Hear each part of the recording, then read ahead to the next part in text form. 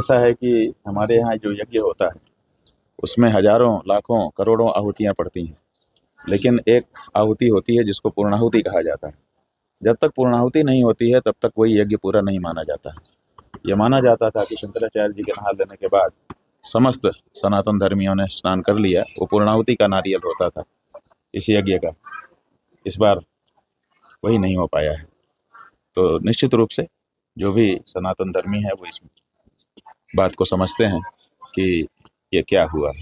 अखिलेश यादव जी ने बताया कि अनिष्टकारी घटना हुई। किन्होंने बताया? अखिलेश यादव जी ने।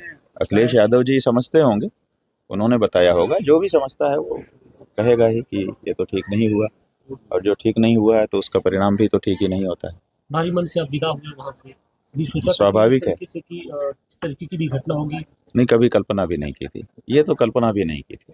और विशेष करके इस तरह की घटना का होना अकल्पित था। और फिर 11 दिन तक लगातार मौका देने के बाद भी अपनी भूल को, अपनी गलती को, अपने अपराध को ना सुधारना, ये तो मतलब कल्पना करने पर भी नहीं कल्पना हो पाती है ऐसे। क्या इसके पीछे की वजह क्या मानते हैं कि क्या सत्ता की मद में चूर है? नहीं, ये गौ हत्या बंद नहीं करना चाहते। जो मेन बात ये है कि भारतीय जनता पार्टी की, चाहे वो केंद्र की सरकार हो चाहे राज्य की सरकार हो, ये गौ हत्या बंद नहीं करना चाहते हैं। बस वो कहते हैं कि ये बात तेजी से उठा रहे हैं, इनकी बात को दबाओ, गौ हत्या बंदी की बात ना करी जाए। डिप्टी सीएम क्या लेट कर दिए आप तक अपना निवेदन? डिप्टी सीएम जो है, उन्होंने क्या लेट किया, क्या वो किया, वो तो उसी सरकार का ही अंग है ना। उनको हिम्मत करके आना चाहिए था। हालांकि उन्होंने कहा कि हमें भेजा जाएगा तब हम आएंगे। इसका मतलब तुम्हारा कोई विवेक नहीं है। भेजा जाएगा तब आएंगे, ऐसा उन्होंने वक्तव्य दिया। तो कौन भेजता है उनको? भेजे जाने पर तो कोई भी व्यक्ति कुछ भी करता है।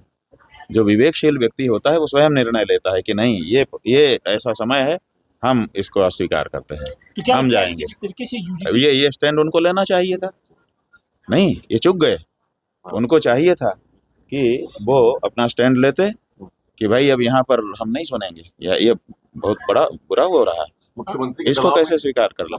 जिसके भी दबाव में थे, उनको वो स्टैंड नहीं ले पाए। महाराज जी, अभी अमित शाह गृह मंत्री जी ने गुजरात गांधीनगर में एक बयान किया है कि जो भी सनातन धर्म का अपमान जो सत्ता सरकारें करती हैं, वापस वे सत्ता में कभी भी नहीं वापस नहीं आती है।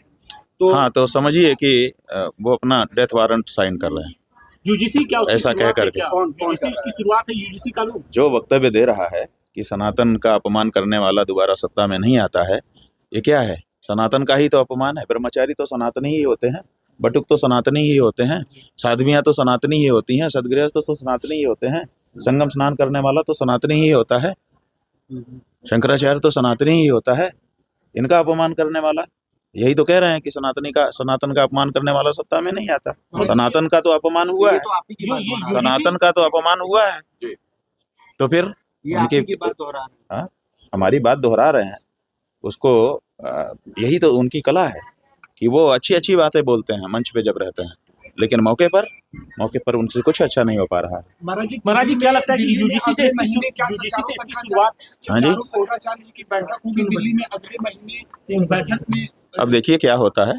फिलहाल तो ये है कि हम तो अपना जो गौ माता की रक्षा का हमारा आंदोलन है, जो चारों शंकराचार्यों से ही पोषित है, समर्थित है, उसको आगे बढ़ाना चाहेंगे। महाराज जी, क्या लगता है कि यूजीसी से जिसकी बात कर रहे थे, जिस तरह की बात, उसकी शुरुआत हो चुकी है?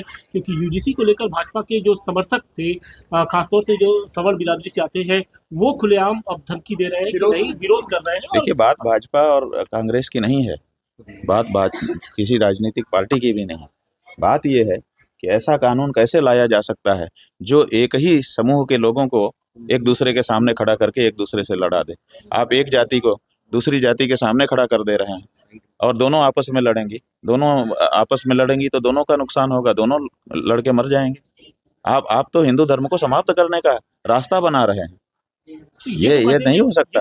महाराज जी, एक तरफ आपके ये तो कहते थे कि कहते थे, वही तो हम कह रहे हैं कि मंच पे तो बहुत अलग कहते हैं, व्यवहार में क्या करते हैं। मंच पे इन्होंने कहा बटोगे तो कटोगे, और अब बांटने और काटने का मशीन ला करके रख दिए हैं यूजीसी। तो सनातन यूजीसी जो है वो सनातन को बांटने और काटने की मशीन है। ये सनातन की लड़ाई कैसे आगे लड़ेंगे? महाराज जी, वो नहीं लड़ पाएंगे, क्योंकि उनका उद्देश्य ही है सनातन को समाप्त करना, चोला सनातन का और चोट सनातन को। महाराज जी कुछ भगवादारी वेश में आपके कैंप पे आए भी थे माघ मेले में।